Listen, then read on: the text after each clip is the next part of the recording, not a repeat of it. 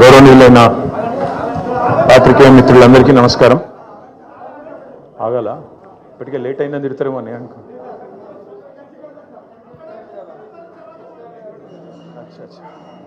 ఇంకెవరు రావన్నా? అది నాకు అట్లే ఉందన్న, నాకు కూడా ప్రెస్ మీట్ లాగలేదు. మా సైన్యం పెద్దగైందన్న. స్టార్ట్ చేయాలనా? Thank you. గౌరవనీయులైన పాత్రికేయ మిత్రులందరికీ నమస్కారం. ఈరోజు నిజానికి నా ఆరోగ్యం పూర్తిగా కుదుట పడకపోయినా మరి మా పెద్దలు పార్టీ అధ్యక్షులు కేసీఆర్ గారి ఆదేశం మేరకు, ఎందుకంటే మేము వ్యక్తిగతంగా ఎన్ని దూషణలైనా పడతాము, ఎన్ని తిట్లైనా తింటాము, ఎన్ని అవమానాలైనా సహిస్తాం. కానీ గత సంవత్సరంన్నర కాలంగా మమ్మల్ని నోటికొచ్చిన బూతులు మాట్లాడినా, నోటికొచ్చిన పద్ధతిలో దూషించిన, చివరికి మా నాయకుడి చావును కోరుకుంటూ నికృష్టపు రోత మాటలు మాట్లాడినా మేము భరించుకున్నాం, సహించుకున్నాం, కోపాన్ని తమాయించుకున్నాం, పంటి బిగువున బరాయించుకుంటూ వస్తున్నాం. వ్యక్తులుగా మమ్మల్ని అందరినీ, ఇక్కడ కూర్చున్న వాళ్ళందరినీ ఎన్ని తిట్టినా పడతాం. శాసనసభలో కానీ బయట కానీ ఎంత రోత మాటలు మాట్లాడినా పడ్డాము, పడతాం. కానీ వేల మంది త్యాగాలతో, దశాబ్దాల పోరాటాల ఫలితంగా, అందులో ముఖ్యంగా ఏ రాజకీయ పార్టీ అందులో లేని నాడు,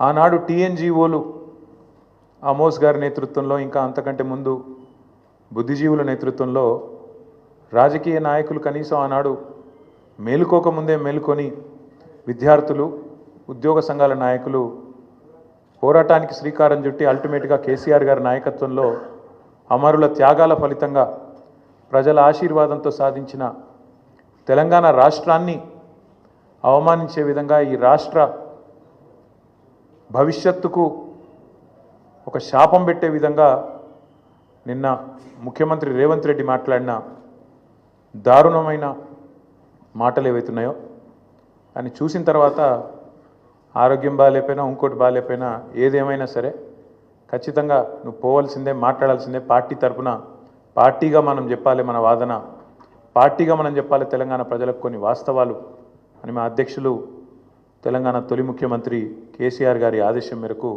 ఇవాళ మనందరం ఇక్కడ కూర్చుని ఉన్నాం. నిజంగా నిన్న రేవంత్ రెడ్డి గారు మాట్లాడిన మాటలు చూస్తే స్వతంత్ర భారతదేశ చరిత్రలోనే అత్యంత అసమర్థుడు, ఒక చేతగానివాడు, ఒక పనికిరాని దక్షత లేని పాలకుడు ఇంకొకరు లేరు ఈ దేశంలో అనేది మాత్రం తేలిపోయింది. అట్లాగే ఇంకోటి కూడా తేలిపోయింది. ఏవైతే వీళ్ళు ఒక 420 హామీలతో అభయ హస్తం అనే పేరు మీద ఇచ్చిన మేనిఫెస్టో, అందులో సబ్బండ వర్గాలకు కలిపి 420 హామీలు ఏవైతే ఇచ్చినరో, కాంగ్రెస్ మేనిఫెస్టో ఈ శతాబ్దపు అతిపెద్ద మోసం అనేది కూడా తేలిపోయింది. అట్లాగే కేసీఆర్ గారు చిలుకకు చెప్పినట్టు చెప్పిండ్రు తెలంగాణ సమాజానికి. ఢిల్లీ పార్టీలను నమ్మితే 60 ఏళ్ళు గోసపడ్డం, మళ్ళా మోసపోతే ఢిల్లీ పార్టీల చేతుల్లా మళ్ళా గోసపడతాం, మళ్ళీ ఆగమవుతాం అని చిలుకకు చెప్పినట్టు 100 సభలు మాట్లాడితే ప్రతి సభలో తెలంగాణ సమాజానికి ఒక అన్నగా, ఒక సోదరుడిగా, ఒక తండ్రిగా వారు చెప్పడం జరిగింది. ఆనాడు ఎన్నికల నాడు కేసీఆర్ గారు చెప్పిన ప్రతి మాట, ఢిల్లీ పార్టీలను నమ్మితే ఆగమైతే తెలంగాణ అని చెప్పిన మాట అక్షర సత్యం అని చెప్పి ఇవాళ రుజువు అయింది. ముఖ్యమంత్రి గారు మాట్లాడుతూ నన్ను ఎవరు నమ్ముతలేరు, అప్పు ఉడతలేదు, ఢిల్లీకి వెళ్తే దొంగను చూసినట్టు చూస్తుండ్రు, అపాయింట్మెంట్ కోసం పోతే చెప్పులు ఎత్తుకపోతాడేమో అని భయపడుతున్నారు. నాకు తెలిసి అయితే నాకు దగ్గర 48-49 ఏళ్ళు ఉన్నాయి. నేను కూడా రాజకీయాలను ఒక 35 ఏళ్ళకి వెళ్ళి చిన్నప్పటి నుంచి పేపర్లు చదివే అలవాటు ఉంది, టీవీ చూసే అలవాటు ఉంది, రాజకీయ కుటుంబంలో పుట్టినా కాబట్టి దగ్గర దగ్గర నేను కూడా ఒక 10-15 మంది ముఖ్యమంత్రులు వాళ్ళ నడవడిక వాళ్ళ మాట తీరువని చూసినాను. నాకు పక్కన చాలామంది విశేషమైన అనుభవం కలిగిన వాళ్ళు ఉన్నారు. కానీ బహుశా ఇంత దివాలా కోరు మాటలు మాత్రం బహుశా ఈ దేశ చరిత్రలనే ఏ రాజకీయ నాయకుడు కూడా మాట్లాడలేదు. ముఖ్యమంత్రి కాదు, ఏ రాజకీయ నాయకుడు కూడా మాట్లాడలేదు. ఒక్క మాటలో చెప్పాలంటే రేవంత్ రెడ్డి గారు నిన్న నాకు పరిపాలన చేత కాదు అని కాడి పడేసిండని చెప్పక తప్పదు. చాలా స్పష్టంగా కాడి వారేసి నాతో కాదు అని చేతులు ఎత్తేసిండు. ఇక అయిపోయింది, నాతో కాదని నిన్న స్పష్టంగా చెప్పిండు. కానీ వారితో పాటు ఈ రాష్ట్ర ప్రజలకు కొన్ని వాస్తవాలు చెప్పాలి కాబట్టి మా బాధ్యత కాబట్టి చెప్పాలనుకుంటా ఉన్నాం. ఎక్కడ పోయినా దొంగలాగా చూస్తున్నారో అంటున్నాడు ముఖ్యమంత్రి. మరి దొంగలెక్క కాకపోతే ఎట్లా చూస్తారు? దొంగలెక్కనే చూస్తారు. నోట్ల కట్టలతో దొరికిపోయిన దొంగను ఖచ్చితంగా దొంగనే అంటారు, దొంగనే చూస్తారు. ఒక విశ్వసనీయత లేని ఓటుకు నోటు దొంగను కాంగ్రెస్ అనే ఒక ఎర్రి పార్టీ గుడ్డిగా నమ్మి సీఎం చేసింది. కానీ ఖచ్చితంగా దేశంలో మిగతా వాళ్ళు మాత్రం నమ్ముతలేరు. మోసగాళ్లను దొంగలను దొంగలే అంటారు ముఖ్యమంత్రి గారు. ఖచ్చితంగా అది ఈరోజు కాదు, చివరి రోజు దాకా కూడా నీ పరిస్థితి అదే ఉంటుంది, యాద పెట్టుకొని చెప్తున్నా. తప్పు చేసింది దొంగ చేతికి తాళాలు ఇచ్చి కాంగ్రెస్ పార్టీ రాహుల్ గాంధీ గారు. ఈరోజు మే 6, 2025 నేను మీ అందరు గుర్తు చేస్తున్నా. సరిగ్గా 3 సంవత్సరాల కిందట ఇదే రోజు మే 6, 2022 నాడు రాహుల్ గాంధీ గారు వరంగల్కి వచ్చినారు. రైతు డిక్లరేషన్ అనే పేరిట ఆ రోజు రాహుల్ గాంధీ గారు చెప్పిన మాటలు 2 లక్షల రుణమాఫీ చేస్తామని, అట్లాగే రైతు భరోసా 15,000కు పెంచుతామని, అట్లాగే కౌలు రైతులకు రైతు బంధు ఇస్తామని, అట్లాగే రైతు కూలీలకు న్యాయం చేస్తామని వ్యవసాయ డిక్లరేషన్లో చెప్పి 3 సంవత్సరాలు దాటింది రాహుల్ గాంధీ గారు. అందుకే నేను అంటున్నా, తప్పు చేసింది రాహుల్ గాంధీ, తప్పు చేసింది ఏఐసిసి. దొంగ చేతికి తాళం ఇచ్చి ఇవాళ తెలంగాణ చేతికి చిప్పవచ్చే పరిస్థితి చేసింది ఖచ్చితంగా ఆల్ ఇండియా కాంగ్రెస్ కమిటీ, ముఖ్యంగా దానికి బాధ్యుడు లీడర్ ఆఫ్ ఆపోజిషన్గా ఉన్న రాహుల్ గాంధీ గారు అని చెప్పి నేను చెప్తా ఉన్నాను. అట్లాగే ఇవాళ ఎందుకు ఈ మాటలు, ఎందుకు ఈ ఫ్రస్ట్రేషన్ అని చెప్పి ఇప్పుడు కొంతమంది మిత్రులు వారితో కలిసి మేము వస్తున్నప్పుడు ఇక్కడికి కమలాకర్ గారు నేను మాట్లాడుకుంటూ వచ్చినాం. వెంకటరమణారెడ్డి గారు అట్లాగే మా ప్రశాంత్ రెడ్డి గారు మాట్లాడుకుంటూ వస్తుంటే వారందరూ అన్నది మాట ఒకటే, అధికారంలోకి వస్తామని వాళ్ళు అనుకోలేదు, అడ్డగోలుగా హామీలు ఇచ్చిండ్రు, నోటికొచ్చిన చెత్తవాగుడంతా వాగినరు, ఎవరేం చెప్తుంది రాసుకుంటా వేయినరు మేనిఫెస్టో అనుకుంటా. ఇవాళ ఏం చేయాలనో తెలుస్తలేదు, వచ్చినాక మొత్తం నాశనం చేసిండ్రు. అట్లాంటి పరిస్థితి వచ్చింది కాబట్టి ఇవాళ కేవలం తప్పించుకోవడానికి, కేవలం ప్రజలను ఇక మాతో కాదు తప్పించుకోవడానికి మార్గాలు వెతుకుతూ, దొంగతనం చేసినాక దొంగ పారిపోయేటప్పుడు ఎట్లయితే మార్గాలు వెతుకుతాడో ఆ పద్ధతుల్లో రేవంత్ రెడ్డి గారు ఇవాళ మాట్లాడుతున్నట్టుగా ఆయన ఫ్రస్ట్రేషన్ చూస్తుంటే కనబడతా ఉన్నది. ఎన్ని మాటలు చెప్పిండండి మన రాష్ట్ర ప్రభుత్వ ఉద్యోగులకి, ఎన్ని హామీలు ఇచ్చిండు. అసలు ఉద్యోగుల గురించి, ఉద్యోగుల త్యాగాల గురించి, ఉద్యోగులు తెలంగాణ కోసం చేసిన పని గురించి రేవంత్ రెడ్డికి కనీసం ఇసుమంతన తెలుసా? అసలు ఆనాడు కేసీఆర్ గారు నిరాహార దీక్షకు పోయిందే ఉద్యోగ గర్జన సభ నుంచి. ఉద్యోగుల విషయంలో ఆనాడు ఒకసారి ఫ్రీ జోన్ హైదరాబాద్ అనే ఒక తీర్పు వస్తే దాన్ని ఖచ్చితంగా తిరస్కరిస్తున్నది తెలంగాణ సమాజం అని చెప్పి తెలంగాణ ఎన్జిఓల త్యాగాన్ని గుర్తు చేస్తూ తెలంగాణ ఎన్జిఓ అనే సంఘాన్ని ఉమ్మడి ఆంధ్రప్రదేశ్లో కూడా అత్యద్భుతంగా నడిపిన ఉద్యోగ సంఘాల నాయకులకు మా స్వామి గౌడ్ గారు ఇక్కడే ఉన్నారు, మా శ్రీనివాస్ గౌడ్ గారు ఇక్కడే ఉన్నారు, పెద్దలు దేవిప్రసాద్ గారు ఉన్నారు, పాతూరి సుధాకర్ రెడ్డి గారు ఉన్నారు, ఇంకా ఉపాధ్యాయుల నుంచి వచ్చిన మా సోదరుడు రసమయ్య బాలకృష్ణ గారు ఉన్నారు. ఇట్లా ఎంతోమంది ఆనాడు ఉద్యమంలో కదం దొక్కితే వారి త్యాగ స్ఫూర్తితో అల్టిమేట్గా తెలంగాణ వచ్చింది. కాబట్టే కేసీఆర్ గారు దేశంలో ఎక్కడ లేనట్టు కేంద్ర ప్రభుత్వ ఉద్యోగుల కంటే ఎక్కువ ఉండాలి మన తెలంగాణ ఉద్యోగుల జీతాలని చెప్పి 73% ఫిట్మెంట్ ఇచ్చిండు. ఒక స్పెషల్ ఇంక్రిమెంట్ ఇచ్చిండు, తెలంగాణ ఇంక్రిమెంట్. ఎందుకు? ఒకటే కారణం, ఉద్యోగులు వేరు మేము వేరు కాదు, ఉద్యోగులే ఉద్యమకారులై కదం దొక్కిండ్రు, ఉద్యోగులే అత్యద్భుతంగా ఆనాడు పెన్ డౌన్ చేసిన సకల జనుల సమ్మెలో తమ ఉద్యోగాలు పోతాయనే ఇబ్బంది కూడా లేకుండా, ఆలోచన కూడా లేకుండా తెలంగాణ కోసం కొట్లాడిన ఆ సోదరుల్ని ఇవాళ అవమానించడం అంటే, వాళ్లకు మిగతా రాష్ట్రంలోని ప్రజలకు చిచ్చుపెట్టే ప్రయత్నం చేయడం అంటే, ఇది ఒక ఉద్యమ ద్రోహి అయిన రేవంత్ రెడ్డి మాత్రమే చేయగలుగుతాడు తప్ప ఇంకోటి చేయలేడు. ఎందుకంటే ఆయనకు అవగాహన లేదు. ఉద్యమంలో ఆనాడు భుజం భుజం కలిసి మాతో నడిచిన ఉద్యోగులను మేము కడుపులో పెట్టుకొని చూసుకున్నాం. ఎందుకంటే వాళ్ళది మాకు పేగు బంధం. అందుకే ఒక ఉద్యోగ సంఘాల నాయకుడు మంత్రి అయిండు, మరొక నాయకుడు కౌన్సిల్ చైర్మన్ అయిండు, ఇంకొక నాయకుడు బ్రహ్మాండంగా ఆనాడు కార్పొరేషన్ చైర్మన్ అయిండు, ఇంకొక నాయకుడు ఎమ్మెల్సీ అయిండు, ఇంకొక నాయకుడు ఎమ్మెల్యే అయిండు. చాలామంది ఇంకా చాలామంది పెద్ద పెద్ద హోదాల్లో ఆనాడు ప్రభుత్వంలో ఉన్నప్పుడు వారిని గౌరవించుకున్నది కేసీఆర్ ప్రభుత్వం. ఇవాళ ఉద్యోగులు అడుగుతున్నది ఏంది? మీరు చెప్పిందే కదా, మీరే చెప్పిండ్రు. ఇక పేజ్ నెంబర్ 28 మేనిఫెస్టో, టీఎస్ఆర్టీసీ సిబ్బంది సంక్షేమం. ఆర్టీసీ కార్మికులను ప్రభుత్వంలో విలీన ప్రక్రియ పూర్తి చేసి 2 పీఆర్సీ బకాయిలు వెంటనే చెల్లిస్తాం. వచ్చే పీఆర్సీలో ఆర్టీసీ కార్మికులను చేరుస్తాం. రాష్ట్ర ప్రభుత్వ ఉద్యోగులతో సమానంగా అన్ని వసతులు సదుపాయాలు కల్పిస్తాం. ఆర్టీసీ బస్సులకి ఏందో చెప్పింది. ఇక ఇది ఆర్టీసీ కార్మికుల గురించి మీరు చెప్పిన మాట. ఇక ప్రభుత్వ ఉద్యోగుల గురించి మీరు చెప్పిన మాటలేంది? సంక్షేమం గురించి మీరే చెప్పిండ్రు. రాష్ట్ర ప్రభుత్వ ఉద్యోగులందరికీ పెండింగ్లో ఉన్న 3 డిఏలు తక్షణమే చెల్లిస్తాం. రాష్ట్ర వ్యాప్తంగా ఉన్న ఉద్యోగ ఉపాధ్యాయులకు 1వ తారీఖున వేతనాలు అందే విధంగా చర్య తీసుకుంటాం. సప్లిమెంటరీ బిల్లులు 15 రోజులు చెల్లిస్తాం. సిపిఎస్ విధానాన్ని రద్దు చేసి ఓపీఎస్ తెస్తాం. పెన్షనర్లకు ఉద్యోగులకు ఇచ్చే డిఏలను సకాలంలో ప్రకటించి బకాయిలను వెంటనే ఇస్తాం. 317 రద్దు చేస్తాం. కాంగ్రెస్ ప్రభుత్వం ఏర్పాటైన వెంటనే కొత్త పీఆర్సీ ప్రకటించి 6 నెలలలోపు సిఫార్సులు అమలు చేస్తాం. కాంట్రిబ్యూషన్తో పాటు అన్ని రకాల జబ్బులు అని చెప్పి ఇంకేందేందో రకరకాల మాయమాటలు వారి కోసం చెప్పిండ్రు. ఏం అడుగుతుండ్రు ఇవాళ ఉద్యోగులు? మీరు చెప్పిందే అడుగుతుండ్రు కదా. గొంతెమ్మ కోరికలు ఏమైనా కోరినరా? పీఆర్సీ వేస్తామన్నారు, ఏది అని అడుగుతుండ్రు. డిఏలు ఏవి అని అడుగుతున్నారు. కానీ ఇవాళ మీరు మాట్లాడే మాట ప్రజల ముందు ఉద్యోగులను విలన్లుగా చిత్రీకరించే ఒక చిల్లర కుట్ర ఏదైతే స్వయంగా ముఖ్యమంత్రి గారు చేస్తున్నారో వారిని వాళ్ళ తెలంగాణ ఉద్యోగుల తరపున మేము అడుగుతున్నాం. భారత రాష్ట్ర సమితిగా అందాల పోటీలకు 250 కోట్లు ఉన్నాయి, కానీ పెన్షన్ రిటైర్ అయిన వాళ్ళకు మీకు పెన్షన్ ఇస్తుంది, కానీ రిటైర్ అయిన వాళ్ళకు రిటైర్మెంట్ బెనిఫిట్స్ ఇస్తుంది, కానీ పైసలు లేవా? ఇదేనా నీ ప్రభుత్వం? ఇదేనా నీ ప్రాధాన్యత? నన్ను కోసుకొని తింటారా అంటుండు ముఖ్యమంత్రి. నన్ను కోసుకొని వండుకొని తింటారా? ఇదొక ముఖ్యమంత్రి ప్రభుత్వ ఉద్యోగులను ఉద్దేశించి మాట్లాడిన మాట. అయ్యా ముఖ్యమంత్రి గారు, నిన్ను కోసుక తినేంత పిచ్చోడెవడు లేడు. నువ్వే నీ తలమాసిన విధానాలతో రాష్ట్రాన్ని కాల్చుక తింటున్నావు. రాష్ట్రాన్ని సంవత్సరంన్నర రాచి రంపాన పెడుతున్నావు నువ్వు. ఇది వాస్తవం. ఇలా ప్రజలు, రాష్ట్ర ప్రజలు ఒక మౌలికమైన ప్రశ్న అడుగుతున్నారు. కేసీఆర్ ఉన్నప్పుడు కరెంట్ ఎందుకు మంచిగా ఉండే, ఇప్పుడు మంచిగా ఎందుకు లేదు? కేసీఆర్ ఉన్నప్పుడు మంచినీళ్ళు ఎందుకు మంచిగా వస్తుండే, ఇప్పుడు ఎందుకు వస్తలేవు? ఎండాకాలం రాగానే మళ్ళీ ఆగం ఎందుకు అవుతుంది?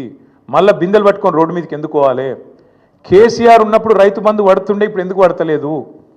కేసీఆర్ ఉన్నప్పుడు టైంకు పెన్షన్లు వస్తుండే, ఇప్పుడు 2 నెలలు ఎందుకు ఎగ్గొడుతుండు? కేసీఆర్ ఉన్నప్పుడు చెప్పిన ప్రతి పని చేస్తుండే, ఇప్పుడు ఎందుకు చేయలేకపోతున్నాడు? కేసీఆర్ ఉన్నప్పుడు రాష్ట్రం రయ్యమని పురోగమనంలో ముంగటిపోయింది, ఇప్పుడు ఎందుకు తిరోగమనంలోకి అవుతుంది, ఎందుకు వెనకపోతుంది అని అడుగుతున్నారు. సమాధానం ఉందా నీ కాడ?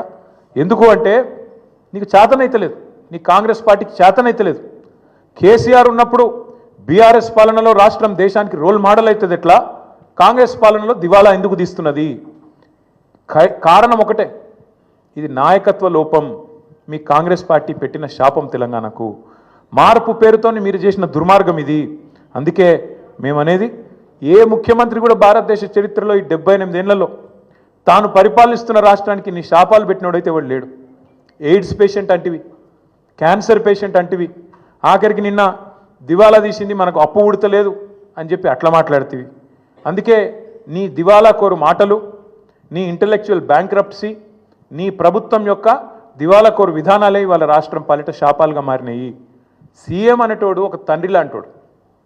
సంపద పెంచాలే రాష్ట్రం మొత్తానికి, ముఖ్యంగా పేదలకు, బలహీన వర్గాలకు, ఎవరికైతే టానిక్ అవసరం పడుతుందో, ఎవరికైతే కొంత మరి ప్రభుత్వం వైపు నుంచి చేయూత అవసరం పడుతుందో వాళ్ళని ఆదుకోవడమే ఒక ప్రభుత్వ పెద్ద, ఒక రాష్ట్రానికి పెద్ద లాంటి వాడు చేయాల్సిన పని. కానీ నువ్వేం చేస్తున్నావు? దివాలా తీసిపోయినాం, దరిద్రంలో ఉన్నాం, కొట్టుకపోతున్నాం, పోతున్నాం. అందుకే కొన్ని వాస్తవాలు ప్రజలకు చెప్పాలి. వాస్తవాలు ఏంటి? ఏ రాష్ట్రానికైనా, ఏ ప్రభుత్వానికైనా ఆస్తులు, అప్పులు వారసత్వంగా వస్తాయి. ఇప్పుడు మేము 2014లో ప్రజల దయతో, ప్రజల ఆశీర్వాదంతో ఆనాడు కేసీఆర్ గారు ముఖ్యమంత్రి అయినారు. ముఖ్యమంత్రి అయినప్పుడు కేసీఆర్ గారికి మాత్రం వీళ్ళు కాంగ్రెస్ వాళ్ళు మాకు అప్పచెప్పినప్పుడు రూపాయి అప్పు లేకుండా, రూపాయి ఆస్తి లేకుండా ఇచ్చిండ్రా? అప్పులు ఇచ్చిండ్రు, ఆస్తులు కూడా ఇచ్చిండ్రు. అప్పులు ఇచ్చినారు, ఆస్తులు కూడా ఇచ్చినారు. ఆ రోజు 2014 లెక్క తీసుకుంటే, 2014 లెక్క తీసుకుంటే ఇది ప్రభుత్వం యొక్క లెక్క, నా లెక్క కాదు, ప్రభుత్వం యొక్క లెక్క.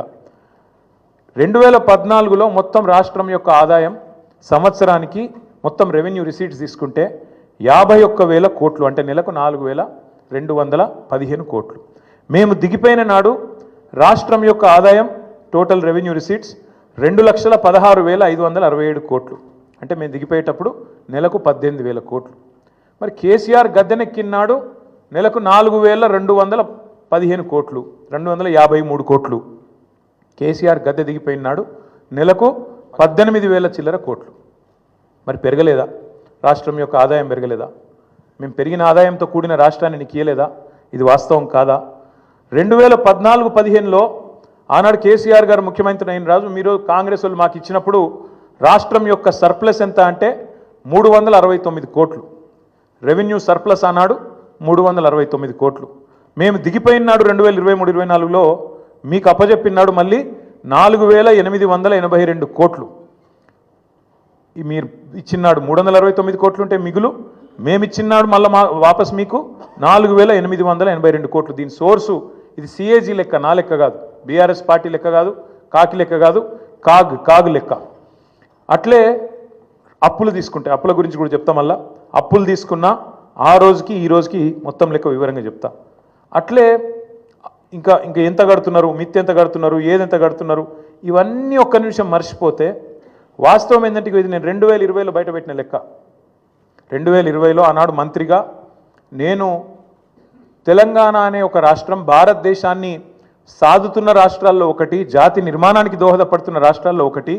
మన రాష్ట్రం నుంచి మనం గత 6 ఏళ్లలో 2014 నుంచి 2020 నవంబర్ 1 నాడు పెట్టిన ట్వీట్ ఇది.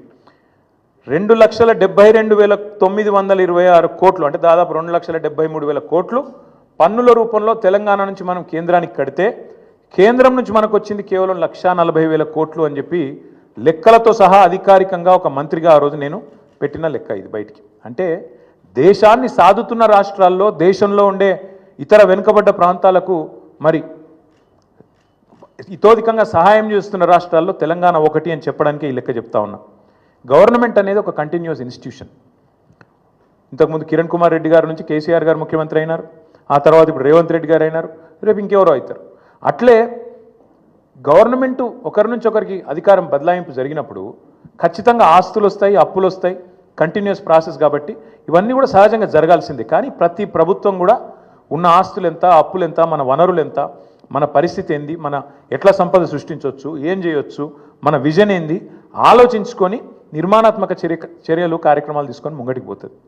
కాంగ్రెస్ ప్రభుత్వం కూడా అట్లే చేస్తుందని మేము ఆశించినాం, ప్రజలు కూడా ఆశించినారు. ఇవాళ ఎంత దుర్మార్గం అండి, ఇష్టం వచ్చిన లెక్కలు చెప్తారు. ఎంత అన్యాయం అంటే శ్వేతపత్రం అని మొదలుపెట్టినారు. అధికారంలోకి వచ్చిన మొదటి 2 వారాల్లోనే శ్వేతపత్రం అనే అబద్ధాల జాతర మొదలుపెట్టినారు. మొదలుపెట్టుడే 6 లక్షల కోట్ల అప్పు అయిందని మొదలు పెడతాడు. ఇవాళ ముఖ్యమంత్రి గారు మరి ఎన్నిసార్లు మారుస్తారో ఆ అంకె కూడా మాకు కూడా అర్థమవుతలేదు. మొదలుపెట్టినప్పుడు డిసెంబర్ 2023లో 6 లక్షల చిల్లర కోట్ల అప్పు అని చెప్పిండు కేసీఆర్ గారు చేసింది. ఇవాళ చెప్తున్నాడు నిన్న 8,29,000 కోట్లట. ఈ సంఖ్య రోజు రోజుకు మారుతూనే ఉంటుందా? సర్కార్ నడుపుతుండ్రా, సర్కస్ నడుపుతుండ్రా, ఏం నడుపుతున్నారు మీరు? 6 లక్షల కోట్లని చెప్పింది మీరే, మళ్ళీ ఇవాళ 8,29,000 కోట్లను అబద్ధం చెప్తుంది మీరే. అసలు వాస్తవం ఏంది? 4,17,000 కోట్లు మాత్రమే టీఆర్ఎస్ బీఆర్ఎస్ ప్రభుత్వం చేసిన అప్పు. 10 ఏళ్ల కాలంలో సంవత్సరానికి మేము చేసిన అప్పు కేవలం 40,000 కోట్లు మాత్రమే. దాని గురించి వివరంగా ఉంది, చెప్పమంటే చెప్తాను.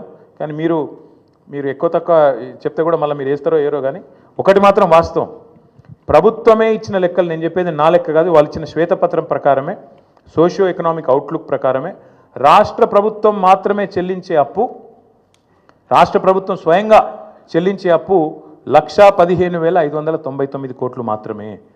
5% వెరీ లో రిస్క్ కింద ఇచ్చిన అప్పు మరొకటి 89,569 కోట్లు ఉంది.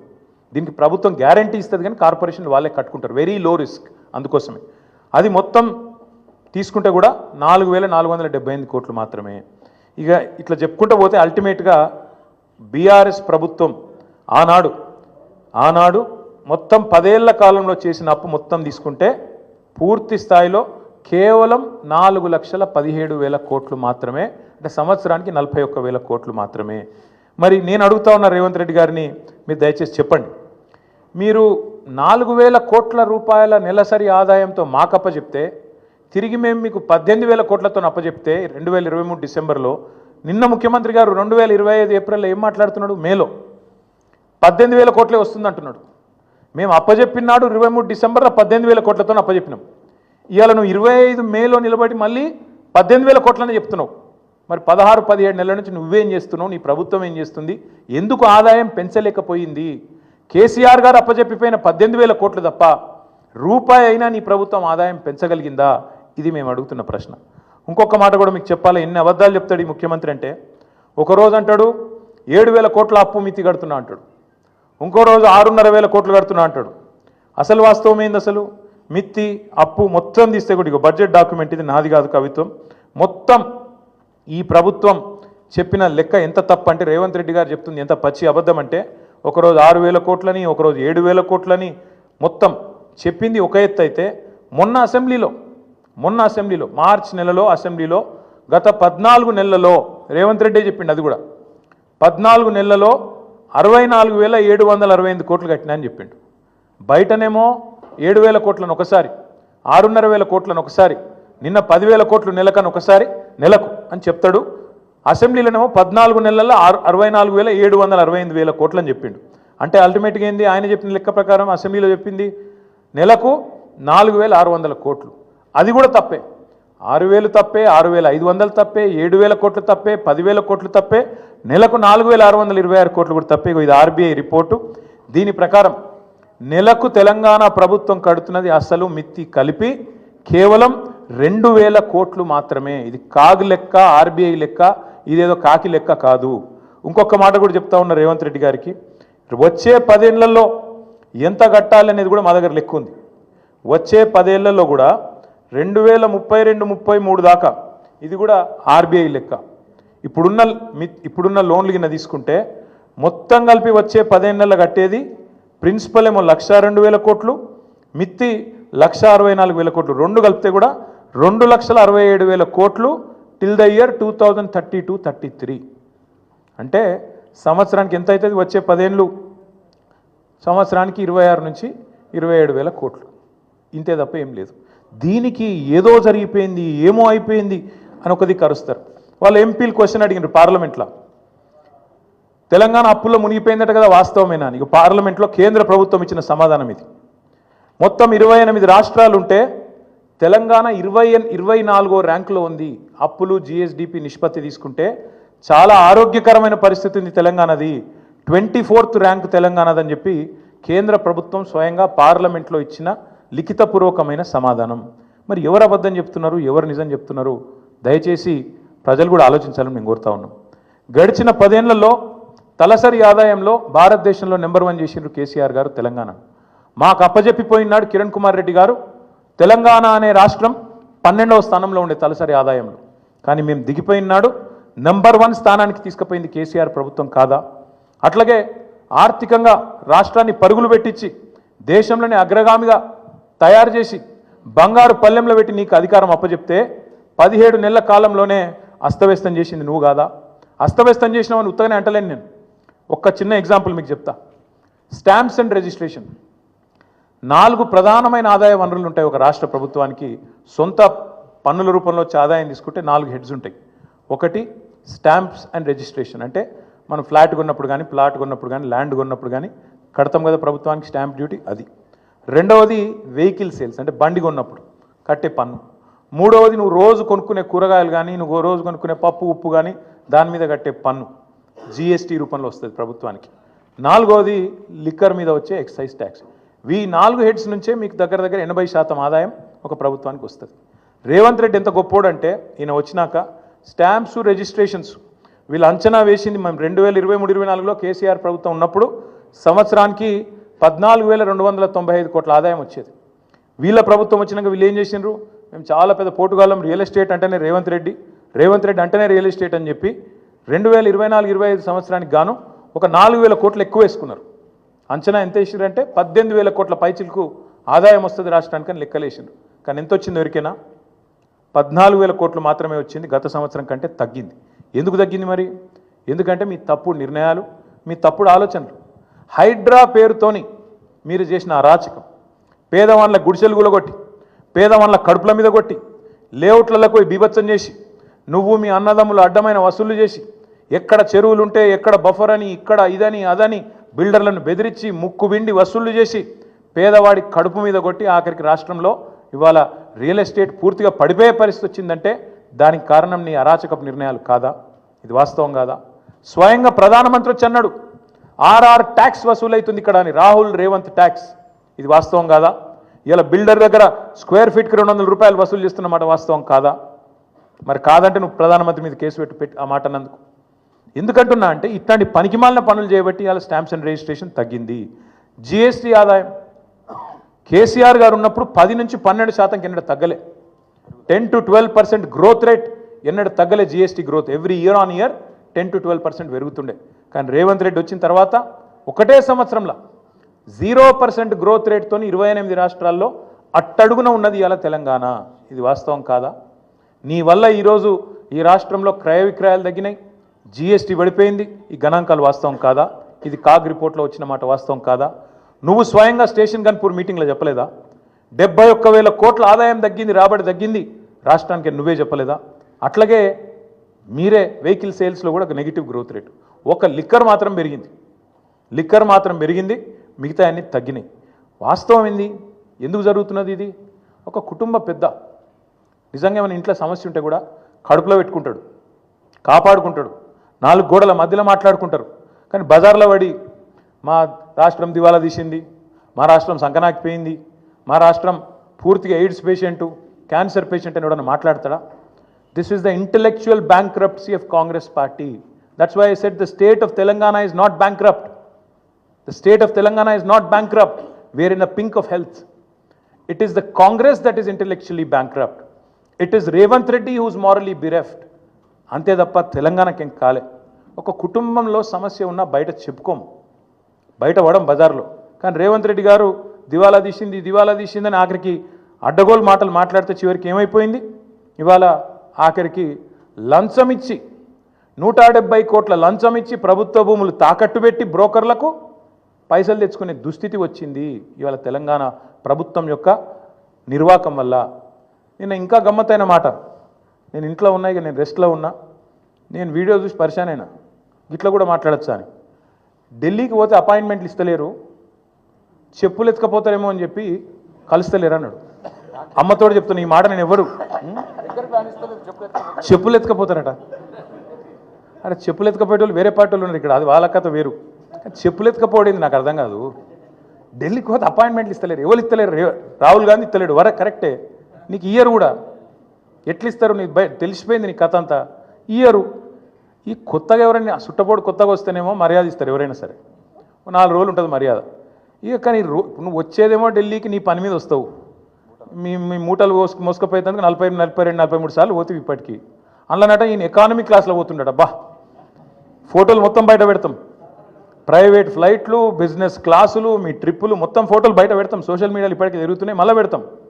అరే గింత అన్యాయం మాటలు మాట్లాడతారు. 43 సార్లు ఢిల్లీకి పోతివి, 43 పైసలు లేకపోతివి, ఏముంటుంది ఇజ్జత్ నీకు ఢిల్లీ మార్కెట్లో? వీడు ఊకొత్తాడు పోతాడు, ఎందుకు ఇవ్వాలి మీకు అపాయింట్మెంట్? ఇస్తలేరు, ఏం చేయాలి మరి? నువ్వు మూటలు మోసేందుకు వస్తున్నావు ఢిల్లీకి, రాహుల్ గాంధీకి మూటలు ఇస్తేందుకు వస్తున్నావు, మొదలు మర్యాద ఉంటుంది. ఇక ఆఖరికి దొంగలెక్కనే చూస్తారు. వాస్తవం ఏంది? కేసీఆర్ గారేమో అప్పు చేస్తే 4,17,000 కోట్లు 10 ఏళ్లలో, సంవత్సరానికి 41,000 కోట్లు అప్పు చేస్తే కేసీఆర్ గారు ఏం చేసిండ్రు? ఒక్కొక్క ఇటుక పేర్చుకుంటా రాష్ట్రానికి శాశ్వతంగా పనికొచ్చే నిర్మాణాలు చేపట్టిండు. మరి మీరేం చేస్తున్నారు అంటే ఒక్క ఇటుక పెట్టినవా ఎక్కడన్నా? ఒక ఇందిరా మిల్లు కట్టినవా? ఒక కాలువ కట్టినవా? ఒక ప్రాజెక్టు కట్టినవా? హైదరాబాద్లో ఒక కొత్త బిల్డింగ్ కట్టినవా? ఏవిలో ప్రజలకు పనికొచ్చి ఒక పని చేసినావా? చేయలే. మరి నేను ఇంకొక మాట అడుగుతున్నా, ప్రజలన్నీ గమనిస్తున్నారు. రాష్ట్రమేమో దివాలా తీసిందంటావు, రాష్ట్రం దివాలా తీసిందని దివానా మాటలు మాట్లాడతావు. మరి మీ కుటుంబం ఆస్తులు ఎట్లా పెరుగుతున్నాయి? అనుముల రేవంత్ రెడ్డి గారి కుటుంబం ఆస్తులు ఎట్లా పెరుగుతున్నాయి? నువ్వు అదన్నా చెప్పు సీక్రెట్ మాకు.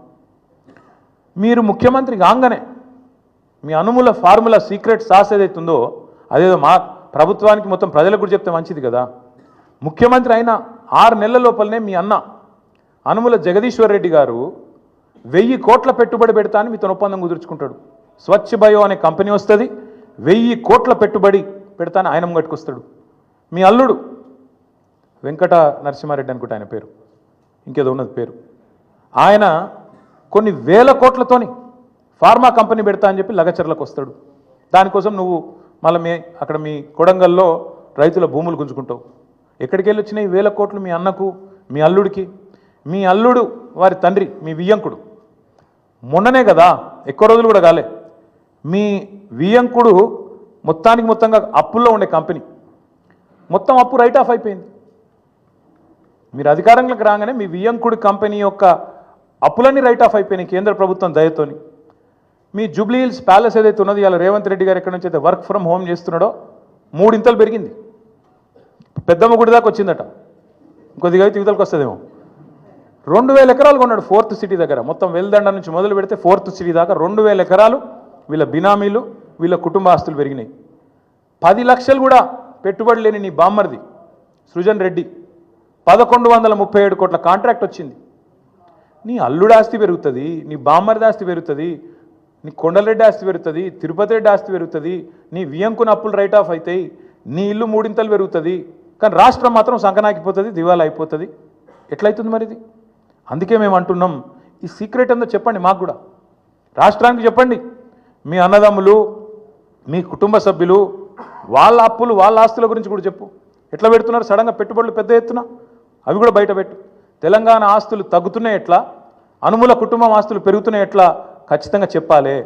కేసీఆర్ గారు తెచ్చిండు, ఎస్ 4,17,000 కోట్ల అప్పు తెచ్చిండు. ఏం చేసిండు కేసీఆర్?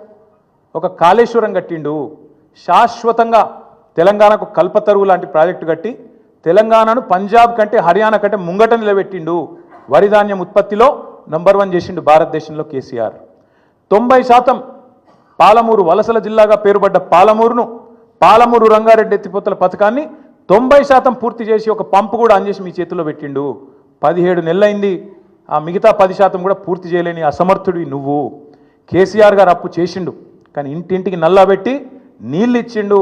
దగ్గర 30,000 కోట్లతోనే ఆ ప్రాజెక్టు పూర్తి చేసిండు. నువ్వు కనీసం ఆ ప్రాజెక్టును నడపలేకపోతున్నావు. ఎస్ కేసీఆర్ అప్పు చేసిండు. దేనికోసం చేసిండు? 1,00,000 కోట్లు పెట్టి తెలంగాణ ఏదైతే విద్యుత్ లోటుతోని ఆగమాగమైతుండేనో ఆ విద్యుత్ లోటుతో ఆగమాగమైన తెలంగాణను ఇలా 24 గంటల వెలుగు జిలుగుల తెలంగాణగా కేసీఆర్ గారు మార్చిండు. కేసీఆర్ గారు అప్పు చేసిండు. రైతు బంధు అనే పథకం పెట్టి రైతుల ఖాతాల్లో 70 లక్షల మంది రైతుల ఖాతాల్లో 73,000 కోట్ల రూపాయలు వాళ్ళ ఖాతాలు వేసిండు. కేసీఆర్ అప్పు చేసిండు. 29,000 కోట్ల రైతుల అప్పు తీర్చిండు. కేసీఆర్ అప్పు చేసిండు. 24 గంటల ఉచిత కరెంటు రైతులకు ఇచ్చి 60,000 కోట్ల వాళ్ళ భారాన్ని తాను తీసుకున్నాడు. ఎస్ కేసీఆర్ అప్పు చేసిండు. హైదరాబాద్లో 36 ఫ్లైఓవర్లు కట్టిండు. కేసీఆర్ అప్పు చేసిండు. హైదరాబాద్ మెట్రో మొదటి దశ పూర్తి చేసిండు. కేసీఆర్ అప్పు చేసిండు. ఒక అఖండమైన సెక్రటేరియట్ కట్టిండు, శాశ్వతంగా తెలంగాణ ప్రజల ఆస్తి. ఒక అద్భుతమైన 125 అడుగుల ఎత్తైన డాక్టర్ బాబాసాహెబ్ విగ్రహం పెట్టిండు. కేసీఆర్ అప్పు చేసిండు. తెలంగాణ అమరులకు అమరజ్యోతి అద్భుతమైన ఒక స్తూపాన్ని నిర్మాణం చేసిండు. కేసీఆర్ అప్పు చేసిండు. 32 మెడికల్ కాలేజీలు పెట్టిండు. 32 నర్సింగ్ కాలేజీలు పెట్టిండు. కేసీఆర్ అప్పు చేసిండు. 1022 గురుకుల పాఠశాలలు పెట్టిండు. కేసీఆర్ అప్పు చేసిండు. ఊరూరికి రైతు వేదిక కట్టిండు. ఊరూరికి నర్సరీ పెట్టిండు. ఊరూరికి డంపింగ్ యార్డ్ కట్టిండు. వైకుంఠ ధామం కట్టిండు. ప్రకృతి వనం కట్టిండు. నువ్వు పీకింది ఏంది చెప్పు? కలెక్టరేట్లు కూడా కట్టిండు. 32 జిల్లాలు కట్టిండు. నువ్వేం చేసినావు? 1,70,000 కోట్ల. నేను చెప్పమంటే ఇంకో గంట చెప్తా కేసీఆర్ ఏం చేసిండు. మీరేం చేశారు? నువ్వు రోజు కూర్చొని అందాల పోటీలు రివ్యూ చేస్తున్న పోలీస్ కమాండ్ కంట్రోల్ సెంటర్ కూడా కేసీఆరే కట్టిండు. నువ్వేం చేసినావు? ఈ 17 నెలల్లో ఒక్క రూపాయితో ఒక్క ఇటుక పెట్టి నువ్వు తెచ్చిన 1,70,000 కోట్ల అప్పుతోని ఒక్క మంచి పని ఏమైనా చేసినావా చెప్పు. అందుకే మేము అంటున్నాం. ఇంకా విచిత్రమైన మాట నిన్న నేను ఎకానమీ క్లాస్లో పోతున్నా, నేను చాలా పద్ధతిగా ఉంటున్నా, 18 గంటలు పని చేస్తున్నా, నన్ను కోసుక తింటరాయింది. కోసుక తింటేందుకు ఏమైనా కోతాబరి మామిడికాయ అయింది నాకు అర్థం కాదు. నన్ను కోసుక తింటారా? అర్థం కాని విషయం విచిత్రమైంది. 43 సార్లు వేయిండు. ఒక ముఖ్యమంత్రి అంటాడు తుత్తనే పోతాడా? గడ్డపారలేక పోడు కదా. ఆయన ఎంబడ 100 మాగదులు, సిబ్బంది, మన్ను మశానం, ఆయన ఇంకా బ్రోకర్లు, వాళ్ళు వీళ్ళు మస్తు మంది పోతారు. 17 నెలల్లో 43 సార్లు నువ్వు ఢిల్లీకి ఎక్కే విమానం, దిగే విమానం, తెచ్చిందైతే ఏం లేదు, పెట్టిన ఖర్చు ఎంత శ్వేతపత్రం విడుదల చేయి. 17 నెలల్లో నీ మంత్రులు నల్గొండకు పోయి తన గిరికెళ్ళి 100 కిలోమీటర్లు పోయి కూడా షేర్ ఆటో వాడినట్టు వాడుతారు హెలికాప్టర్ను. చూస్తలేరా మీరు? కొట్టుకుంటారు. ఇంకా భువనగిరి పోతాను, ఎమ్మెల్యేల బర్త్డేలకు హెలికాప్టర్లో పోతాను. వీళ్ళట చాలా పద్ధతిగా నడుపుతున్నారట. షేర్ ఆటో కంటే అధ్వానంగా వాడుతారు వాస్తవంగా అయితే. హెలికాప్టర్ ఉంటే తప్ప హైదరాబాద్ దాటిపోమంటుండే ఒక్కొక్క మంత్రి. ఈ ఎకానమీ క్లాస్ అంటాడు ముఖ్యమంత్రి. నువ్వు ఎక్కే విమానం దిగే విమానం మేము చూస్తలేమా? అరే రే ప్రైవేట్ ఫ్లైట్లు, జల్సాలు, 7 విదేశీ యాత్రలు, మీ మంత్రుల హెలికాప్టర్ ట్రిప్పులు విడుదల చేయి, శ్వేతపత్రం విడుదల చేయి. అందుకే అంటున్నాం, అక్కసు వెళ్ళగక్కిన ముఖ్యమంత్రి గారు ప్రభుత్వ ఉద్యోగుల మీద. వాస్తవం ఏంది? ఉద్యోగుల వల్ల దివాలా తీసిందని చెప్పి ఇలా నువ్వు దిక్కుమాల ప్రచారం చేస్తున్నావు. కష్టపడుతున్న ఉద్యోగస్తులను అవమానించే ప్రయత్నం చేస్తున్నావు. వాళ్ళ కోరికలు గొంతమ్మ కోరికలు అంటున్నావు. నువ్వే కదా చెప్పింది. డిఏలు ఇస్తా అని చెప్పింది నువ్వు, పిఆర్సీ వేస్తా అని చెప్పింది నువ్వు. కానీ ఇవాళ అడ్డమైన మాటలు మాట్లాడుతుంది నువ్వు. రాష్ట్రంలో ప్రభుత్వ ఉద్యోగుల కష్టంతో, ప్రజల కష్టంతో వచ్చిన ఆదాయాన్ని వస్తే ఆదాయమేమో నీ ఖాతాలు వేసుకుంటావు, ఢిల్లీకి మూటలు పంపుతావు. కానీ ఉద్యోగులను మాత్రం ప్రజల దృష్టిలో చులకన చేసే ప్రయత్నం ఏదైతే చేస్తున్నావో చాలా చాలా దారుణం. ఇది ఉద్యోగ సంఘాలు కూడా ఈ దుర్మార్గపు ముఖ్యమంత్రి యొక్క ఆలోచన విధానాన్ని అర్థం చేసుకోవాలని చెప్పి కూడా నేను కోరుతా ఉన్నా. నువ్వే కదా చెప్పింది. ఆశాలకు 18,000 రూపాయలు జీతం పెంచుతా అని చెప్పింది ఎవడు? నువ్వు కాదా? అంగన్వాడీలో జీతం పెంచుతా అని చెప్పింది ఎవడు? నువ్వు కాదా? అదే ఆశా సోదరిమణులు మా ఆడబిడ్డలు వచ్చి హైదరాబాద్లో ధర్నాలు చేస్తే చీరలు చింపి కొడతారు. చీరలు గుంజుకుంటా చింపుకుంటా దుశ్శాసన పర్వాన్ని సెక్రటేరియట్ ముందు ఆవిష్కరించింది నువ్వు కాదా రేవంత్ రెడ్డి గారు? ఇంతకంటే చిల్లర ముఖ్యమంత్రి ఎవడని ఉంటాడా? అందుకే అంటున్నా ముఖ్యమంత్రి గారు, ఉద్యోగులు జీతాలు అడగొద్దు, ఆర్టీసీ కార్మికులు అపాయింటెడ్ డే అడగొద్దు, ఆశాలు జీతం పెంచమని మీరు ఇచ్చిన మాట యాద్ చేయొద్దు, ప్రజలు మీరు ఇచ్చిన 6 గ్యారంటీలు అడగద్దు, 420 హామీలు అడగద్దు. నువ్వే అన్నావు కదా అన్నాడు. కేసీఆర్ లీటర్కు 30 రూపాయలు వేసుకపోతుండు పెట్రోల్ డీజిల్ లాంటివి. ఇప్పుడు అంటున్నాడు రేవంత్ రెడ్డి గారు నిన్న 200 రూపాయలు చేస్తారట పెట్రోల్. విన్నారో లేదో మరి మీరు? 200 చేస్తారట ఇప్పుడు. అందుకే నేను అంటున్నా, ధరలు పెంచుడు కాదు, బుర్ర పెంచుకో, సంపద పెంచి ఆలోచన చెయ్యి, అంతేగాని అడ్డమైన మాటలు కాదు. With great power comes great responsibility. ఒక పెద్ద హోదా వచ్చినప్పుడు ఆ హోదాకు తగ్గే విధంగా ప్రవర్తించే సంస్కారం ఉండాలి, వ్యక్తిత్వం ఉండాలి. ప్రతిపక్ష నాయకుడిని, తెలంగాణ తొలి ముఖ్యమంత్రిని, తెలంగాణ తెచ్చిన నాయకుడిని పట్టుకొని ఆయన సావు నిరంతరం కోరుకుంటావు. నువ్వు ముఖ్యమంత్రివా? ఇంతకంటే హీనమైన మనిషి ఉంటాడా ఇంకోడు? ఎన్నిసార్లు అన్నావు ఇప్పటికీ? ఆ పెద్ద మనిషిని పట్టుకొని 71 ఏళ్ళ పెద్ద మనిషిని పట్టుకొని నోటికి వచ్చినట్టు నీకు సిగ్గు సంస్కారం ఏమైనా ఉందా? ఇలా ఉద్యోగుల మీద పడ్డావు. ఏ ఉద్యోగులైతే అదే కేసీఆర్ ఎంబడి నడిచినరో ఆ ఉద్యోగులను, ఆ ఉపాధ్యాయులను చిన్నగా చేసి చూపెట్టే దిక్కుమాలిన ప్రయత్నం ఏదైతే చేస్తున్నావో, అందుకే నేను అడుగుతా ఉన్నా, నీ కోసం, నీ పార్టీ కోసం, నీ అవసరాల కోసం ఉద్యోగులను మోసం చేయకు. నాకైతే ఏమనిపిస్తుందంటే ఇక చివరిగా ఈ ముఖ్యమంత్రి గారి ప్రవర్తన చూస్తుంటే ఆ పాట పెట్టిండు ఎలక్షన్లప్పుడు, ఆనాటి రోజులు తెస్తాడు రేవంత్ అన్న అని. నిజంగానే తెస్తాడు ఆనాటి రోజులు. ఆనాటి రోజులు అంటే ఇక రేపో మాపో ముఖ్యమంత్రి గారు అందరు కలిసి ప్రెస్ మీట్ పెడతారు. ఇక రాష్ట్ర ఆర్థిక పరిస్థితి బాగలేదు, మా పరిస్థితి అసలే బాగలేదు, కాబట్టి ఇక పెండింగ్ డిఏలు కాదు, రిటైర్మెంట్ బెనిఫిట్లు కొత్తవి కాదు, పిఆర్సీ కాదు, మీకు 73% కేసీఆర్ ఏదైతే జీతం పెంచిండో అది వాపసు ఇయ్యండి, జర రికవరీ యాక్ట్ కింద తీసుకుంటాం వెనుకకు, వాపసు ఇవ్వండి, మళ్ళీ పాత రోజులకు పోదాం, ఆనాటి రోజులకు పోదాం, 2014 నాటి రోజులకని గ్యారంటీ అంటాడు. 2000 పెన్షన్ ఏదైతే ముసలిళ్ళకి కేసీఆర్ ఇచ్చిండో ఇక లాభం లేదు, ఆనాటి రోజులకు పోదాం, 200 పెన్షన్ కోదామని చెప్పి అవి కూడా వాపసు తీసుకుంటాడు. అట్లాగే ఇదివరకున్న పరిస్థితి ఏదైతే ఉన్నదో, వృద్ధులు, వితంతువులు, ఒంటరి మహిళలు పెన్షన్లు వాపసు ఇవ్వండి, బీడీ కార్మికులు అనే పరిస్థితి వస్తుంది. ఆఖరికి ఏమంటాడు, ఇక ప్రభుత్వం నడపాలంటే నాతో అయితలేదు, ఇక చందాలు వేసుకొని నడపాలి, తలా ఇంత చందా ఇయ్యండి, ఇస్తే మేము నడుపుతా ప్రభుత్వం, ఇక లేకపోతే అది కూడా నాతో అయితలేదు అని చెప్పి ఎత్తేస్తాడు. అందుకే మా నాయకుడు కేసీఆర్ గారు చెప్పిండ్రు, మొదటి రోజే చెప్పిండు, చిన్న వయసులో అవకాశం వచ్చింది, మంచిగా నడుపు. పరిపాలన అంటే బజారు భాష మాట్లాడినంత ఈజీ కాదు. ప్రభుత్వాన్ని నడపడం, ఒక రాష్ట్రాన్ని నడపడం అంటే బజార్ భాష మాట్లాడి, లేకు మాటలు మాట్లాడి పైశాచిక ఆనందం పొందడం కాదు. అందుకే యాద్ చేస్తున్నాం మేము, మింగ మెతుకులేదు కానీ మీసాలకు సంపెంగ నూనెనట. ఇదే ముఖ్యమంత్రి గారు ఒక దిక్కేమో ఇట్లా బీదరుపులు అరుస్తాడు, అప్పు ఉడతలేదు, నా బతుకు ఆగమైపోయింది, మార్కెట్లో నాకు ఏమి పతార లేదు, అపాయింట్మెంట్ దొరకలేదు, చెప్పులు ఎత్తుకపోతాడేమో అన్నట్టు దొంగను చూసినట్టు చూస్తుండ్రు అని ఒక దిక్కు చెప్తాడు. ఇంకో దిక్కేమో తెలంగాణ రైజింగ్, ఫ్యూచర్ సిటీ, 1,50,000 కోట్లు మూసి, ఇంకోటేందో 50,000 కోట్లు. నేను అడుగుతున్నా, మింగ మెతుకులేదు కానీ మీసాలకు సంపెంగ నూనెనా? 420 హామీలు ఇచ్చినావు, ఒక్క హామీ అమలు చేసేందుకు పైసలు లేవు, ముసలోళ్ళకు పెన్షన్లు ఇచ్చేందుకు పైసలు లేవు, ఆడపిల్లలకు నెలకు 2,500 అంటివి దానికి పైసలు లేవు, స్కూటీలు అంటివి పైసలు లేవు, తులం బంగారం పైసలు లేవు, రైతు బంధుకు పైసలు లేవు, దేనికి లేవు. కానీ 1,50,000 కోట్ల సోకులకు మాత్రం ఉన్నాయంట. అందుకే ప్రజలు అడుగుతున్నారు, ఖచ్చితంగా ప్రజల తరపున మేము అడుగుతున్నాం, వదిలిపెట్టం. ఎట్టి పరిస్థితుల్లో ఈ ముఖ్యమంత్రి గారు నిన్న చేసిన మాటలకు ఒకవేళ నిజంగానే పరిపాలన చేత కాకపోతే తప్పుకో, రాజీనామా పెట్టు, నాతో అయితలేదు, ఢిల్లీకి మూటలు పంపుడు, ఇక్కడ మేనేజ్ చేసుడు నాతో అయితలేదు, ఇక నేను చేతులు ఎత్తేస్తున్నా, నేను కూడా ఐపీ డిక్లేర్ చేస్తున్నా అని వెళ్ళిపో. అంతేగాని రోజు తెలంగాణ రాష్ట్రాన్ని తిడతా ఉంటే మాత్రం ఇక్కడ దాకా ఉపేక్షించడం ఇక మాత్రం ఊరుకోము. కేసీఆర్ గారిని కూడా ఇంకా చివరిసారి చెప్తున్నాం, ముఖ్యమంత్రి గారు, కేసీఆర్ గారిని ఇప్పటిదాకా ఎన్ని మాటలన్నా పడ్డం, ఇక్కడ నుంచి కేసీఆర్ గారిని నువ్వు వ్యక్తిగతంగా దూషిస్తే మాత్రం నీ నాలిక చీరేసే రోజు కూడా వస్తుంది, తప్పకుండా యాది పెట్టుకో. ఎవడు 100 సంవత్సరాల కోసం పుట్టలేదు, ఎవడు 1000 సంవత్సరాలు ఉండడు. పక్కా చెప్తున్నాం, ముమ్మాటికి మళ్ళీ అధికారంలోకి వచ్చేది బీఆర్ఎస్ఏ. నువ్వు చేసిన నీ దిక్కుమాలిన పరిపాలన వల్ల అతలాకుతలమైన రాష్ట్రాన్ని మళ్ళా గాడిన పెట్టే సత్తా ఉన్న నాయకుడు కేసీఆర్ గారు మాత్రమే. అందుకే వాళ్ళ రాష్ట్ర ప్రజలు నీకు చేత కాకపోతే క్షమాపణ చెప్పు, అడ్డమైన హామీలు ఇచ్చినందుకు క్షమాపణ చెప్పి తప్పుకో, అంతేగాని రాష్ట్రాన్ని నిందించడం, దూషించడం మానుకోవాలని చెప్పి ఈ అసమర్థ ముఖ్యమంత్రికి చెబుతూ, మిత్రులకు ఏమన్నా ప్రశ్నలు ఉంటే అడగండి, లేదంటే we can conclude. Thank you అన్నా.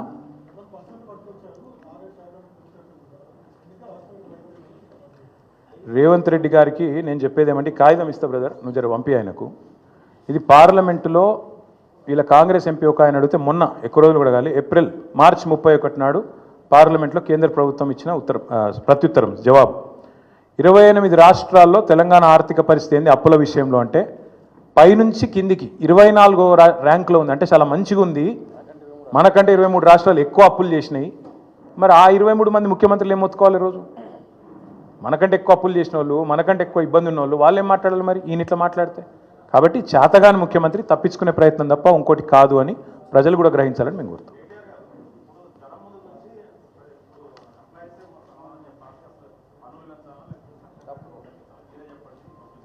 మేము ఒకటే చెప్తున్నాం బ్రదర్, మరి ఇవన్నీ హామీలు ఇచ్చే ముందు చేయాలి ఆలోచనలు. ఆ రోజు ఏమన్నారు ఇదే ముఖ్యమంత్రి గారు, డిప్యూటీ సీఎం గారు అన్నాడు, మీకు మరి ఇన్ని హామీలు ఇస్తున్నారు, అడ్డగోలు మాటలు చెప్తున్నారు, ఎట్లా చేస్తారు అని అడిగితే, మాకు చాలా తెలివి ఉంది, మా పార్టీకి 125 సంవత్సరాల చరిత్ర ఉంది, దేశంలోనే ధనిక రాష్ట్రం తెలంగాణ, కాబట్టి ఉద్యోగులే చేస్తాం, పేదవాళ్ళే చేస్తాం, అన్నీ చేస్తాం, సబ్కే లియే సబ్ కుచ్ కరేంగే, అందరికీ అన్నీ.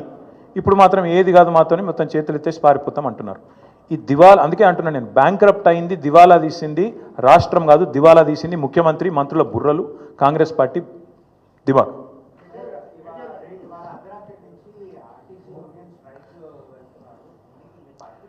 బాధ్యత గల్ల ప్రతిపక్షంగా మేమైతే ఎవరు సమ్మె చేయాలని కోరుకోం, ఎందుకంటే అది పద్ధతి కాదు. మేము బాధ్యత గల ప్రతిపక్షాలు, బాధ్యత గల ప్రతిపక్ష పార్టీగా మేము ఉద్యోగులు సమ్మె చేయాలని కోరుకోము, ఆర్టీసీ సోదరులు కూడా సమ్మె చేయాలని కోరుకోము. ప్రభుత్వాన్ని మేము ప్రార్థించేది, విజ్ఞప్తి చేసేది, డిమాండ్ చేసేది కూడా ఏమంటే, ఖచ్చితంగా మీరు వాళ్ళకి ఇచ్చిన హామీ నెరవేర్చండి. మీరు ఆర్టీసీ ఉద్యోగులకు హామీ ఇచ్చినారు, ప్రభుత్వ ఉద్యోగులకు హామీ ఇచ్చారు, నెరవేర్చండి. వాళ్ళకి ఇచ్చిన హామీ నిలబెట్టమని అడిగి వాళ్ళు ఇవాళ మీరు హామీ ఉల్లంఘిస్తే వాళ్ళు సమ్మెకు పోయే ఒక అనివార్య పరిస్థితి వస్తే దానికి వాళ్ళని నిందిస్తే ఎట్లా? అందుకే సమ్మెకు పూర్తి స్థాయిలో పోకూడదనే మేము కోరుకుంటున్నాం. ప్రభుత్వం ముందుకొచ్చి పరిష్కరించాలని కోరుతున్నాం. ప్రభుత్వం పరిష్కరించకపోతే ఏం చేయాలో మరి తర్వాత మా పార్టీలో చర్చించి నిర్ణయం తీసుకుంటాం.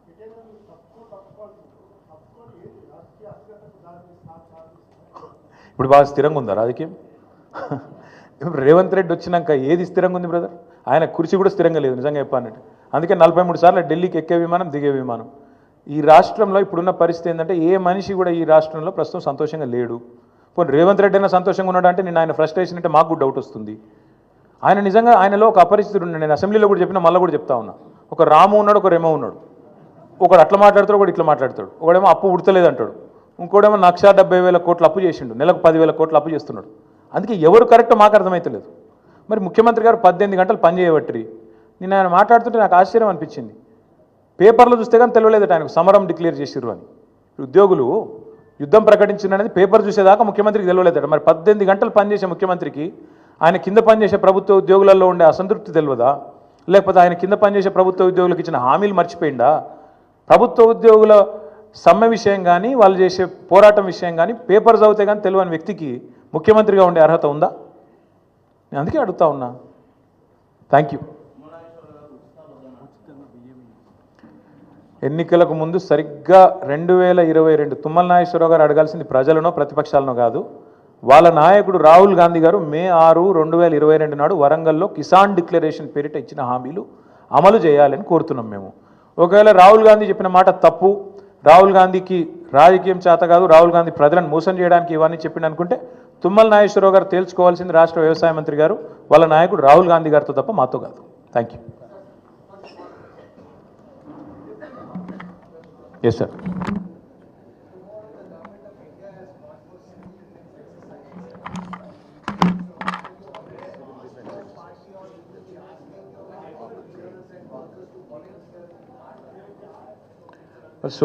So far it has not come to our notice, sir. But if there is a process in which civilians can participate, we certainly should. See, as a country, we believe our security is paramount. Without a question, when it comes to a calamity, without a question, when it comes to national safety, I think it's important that all of us participate, cutting across party lines. It has not come to my notice, but if that is the case, and if people want to participate, I think they should. They should be encouraged. Thank you. Naakem telusu anna.